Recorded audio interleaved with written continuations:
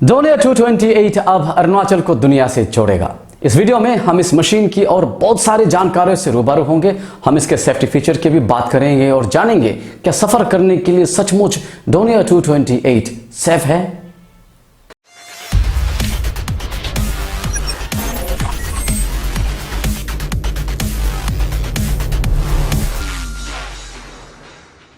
नमस्कार, मैं हूं गजोम अरुणाचल इंडिया से। आज हम डोनियर 228 एयरक्राफ्ट के बारे में बात करेंगे। दोस्तों, आप सभी से रिक्वेस्ट है कि इस तरह के वीडियोस को भी जरूर देखिएगा। मैंने अक्सर देखा है जब भी मैं नेशनल या इंटरनेशनल इश्यूज पर बात करता हूं, आपकी व्यूअरशिप कम हो जाती है। आपको बता दें, इस तरह के इश्यूज पर बात करने के लिए काफी मेहनत लगती है। यूं ही मुंह उठाकर कुछ भी नहीं बोल सकते। अगर गलत मैसेज चला गया तो आप सभी का भरोसा खो दूंगा। इसलिए 5-10 मिनट की इस तरह की वीडियो के लिए भी कई दिन लग जाते हैं, कई रातें लग जाती हैं।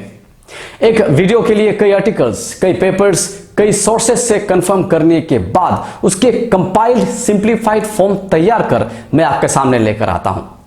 तो इस मेहनत की थोड़ी सी कद्र करते हुए वीडियोस को देखने के बाद लाइक जरूर कर दीजिएगा। इसके अलावा दोस्तों के साथ शेयर भी, सिर्फ इसलिए नहीं कि मुझे अपनी व्यूअरशिप बढ़ानी है, बल्कि इसलिए कि यह जानकारी उनको भी हासिल हो। साथ में अगर आप चैनल में नए हो तो चैनल को सब्सक्राइब भी जरूर कर दीजिएगा। तो चलिए आज के मुद्दे पर आते हैं। 12 अप्रैल 2022 मंगलवार का दिन था। अरुणाचल के ईस्ट सियांग जिले के हेडक्वार्टर्स पासीघाट में आसमान से एक एयरक्राफ्ट उतरा, जहां कई बड़ी हस्तियां मौजूद थी। और यह घड़ी ऐतिहासिक थी क्योंकि यह वो एयरक्राफ्ट था जो पूरी तरह से भारत में बना है। इस वीडियो में मैं इस एयरक्राफ्ट से जुड़ी कुछ महत्वपूर्ण बातें शेयर करूंगा, इसलिए इस वीडियो को पूरा जरूर देखिएगा क्योंकि कंपटीशन के लिए भी ये जनरल नॉलेज का काम करेगा। और अगर आप कभी इस प्लेन में बैठिएगा तो आपको फख्र महसूस होगा कि आप भी इसके इतिहास को जानते हैं। तो चलिए इसके इतिहास से ही शुरू करते हैं। 1914 में क्लाउड डोनियर नामक एक व्यक्ति ने एक जर्मन एयरक्राफ्ट मैन्युफैक्चरिंग कंपनी की स्थापना की, जिसका नाम उन्होंने रखा डोनियर GmbH। और इसी एयरक्राफ्ट मैन्युफैक्चरिंग कंपनी ने 28 मार्च 1981 को डोनियर 228 का पहली बार मैन्युफैक्चरिंग किया। अब इसके 2 साल बाद यानी 1983 में हिंदुस्तान एरोनॉटिक्स लिमिटेड ने जर्मनी से प्रोडक्शन लाइसेंस खरीदी और 125 एयरक्राफ्ट का कानपुर में, यूपी के कानपुर में मैन्युफैक्चर किया। और जर्मनी ने 1981 से लेकर 1998 तक 245 एयरक्राफ्ट मैन्युफैक्चर किया।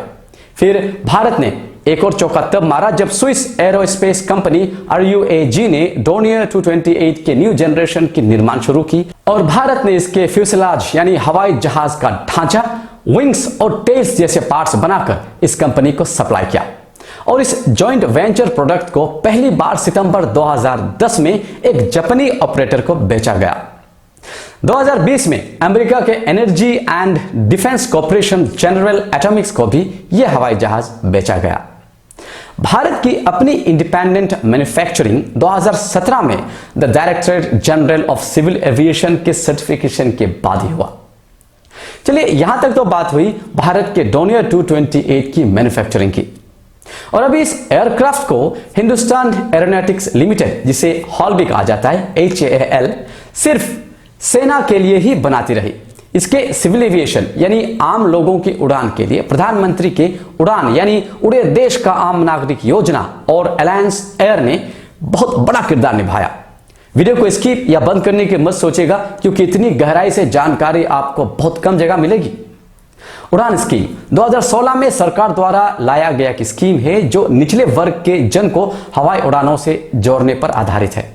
इसी के तहत सितंबर 2021 में अलायंस एयर और हिंदुस्तान एरोनॉटिक्स लिमिटेड ने एक समझौता किया, उनके बीच एक समझौता हुआ और इसी समझौते के तहत कमर्शियली यूजेबल 17 सीटों वाली 2 Donear 228 aircraft Hindustan aeronautics limited को अलायंस एयर के लिए बनाना था। और 7 अप्रैल 2022 को हिंदुस्तान एरोनॉटिक्स लिमिटेड ने अलायंस एयर को फर्स्ट डोनियर 228 को सौंपा, जो सिविल एविएशन के लिए तैयार थी। जैसे कि मैंने पहले कहा, इससे पहले जो भी प्लेनें बनती थी, जो डोनियर बनती थी, वो सिर्फ डिफेंस के लिए इस्तेमाल किया जाता था। चलिए अभी लगे हाथ तो अलायंस एयर की कहानी को भी थोड़ा जान लेते हैं, काम आएगा आपका। अलायंस एयर को अप्रैल 1996 में प्रज्वल सावंत ने स्थापित की थी। यह इंडियन एयरलाइंस का ही एक अंग था। 2011 में इंडियन एयरलाइंस एयर इंडिया के साथ मर्ज हो गया। आपने वायुदूत एयरलाइंस का नाम भी जरूर सुना होगा। दरअसल ये एयर इंडिया और इंडियन एयरलाइंस का एक जॉइंट वेंचर है। वायुदूत एयरलाइंस को 1997 में अलायंस एयर के साथ मर्ज किया गया और इसका मकसद था उत्तर पूर्व के राज्यों और बाकी दूर दराज क्षेत्रों को हवाई सेवा से जोड़ना, और इस तरह से अलायंस एयर और द नॉर्थ ईस्ट इंडिया का रिश्ता शुरू हुआ। नवंबर 2019 को अलायंस एयर अंतरराष्ट्रीय हुआ। इसकी उड़ान चेन्नई से जाफना तक थी। जाफना श्रीलंका के नॉर्दर्न प्रोविंस का कैपिटल है और इस वक्त जैसे कि आप जानते हैं श्रीलंका के हालात बहुत ही खराब है, बहुत ही बुरे हैं। हम दुआ करते हैं कि जल्दी ठीक हो। इकोनॉमिक क्राइसिस के चलते वहाँ देश उफान पर है, सरकार को गिराने की और एक मुहिम चल रही है। खैर चलिए अपने टॉपिक को आगे ले चलते हैं। 8 अक्टूबर 2021 को सरकार ने एयर इंडिया को टाटा सन्स को बेच दिया, लेकिन अलायंस एयर इस डील का हिस्सा नहीं था, बल्कि इसे air India asset holdings private limited में शामिल किया गया। अब air India asset holdings private limited क्या भला है? ये एक state owned special purpose vehicle है जो बिकने के बाद, जो एयर इंडिया के बिकने के बाद उसके बचे हुए एसेट्स और लायबिलिटीज को संभालता है। अब इन सब कहानी के बाद 12 अप्रैल 2022 को पासीघाट में डोनियर 228 ने लैंड किया। ये कोई मामूली बात नहीं थी, ये अपने आप में एक बहुत बड़ी बात है, क्योंकि डोनियर 228 की पहली कमर्शियल फ्लाइट का अरुणाचल में आना इतिहास में सुनहरे अक्षरों में दर्ज होगा, क्योंकि डोनियर 228 एक ऐसी एयरक्राफ्ट है जो पूरी तरह से भारत में निर्माण हुआ है और ये आत्मनिर्भर भारत की एक बहुत बड़ी कामयाबी और बहुत बड़ा उदाहरण है। नोट कर लीजिएगा, परीक्षाओं में ऐसे सवाल पूछे जा सकते हैं। इस ऐतिहासिक घड़ी का मैं खुद भी साक्षी था। भारत के नागर विमानन मंत्री ज्योतिरादित्य सिंधिया के साथ हमारे कानून मंत्री किरेन रिजिजू और सांसद तापुर गांव के साथ पासीघाट में कई बड़ी हस्तियां आई। अब बहुत ही कम समय के अंदर जीरो और तेजू भी डोनियर सर्विसेज से जुड़ जाएंगे। साथ ही तेजू में एक FTO यानी फ्लाइंग ट्रेनिंग ऑर्गेनाइजेशन भी स्थापित की जाएगी जो हवाई उड़ान से जुड़ी प्रशिक्षण देंगी। ये उपलब्धियां बहुत बड़ी ना सही, पर अपने आप में बहुत महत्वपूर्ण है।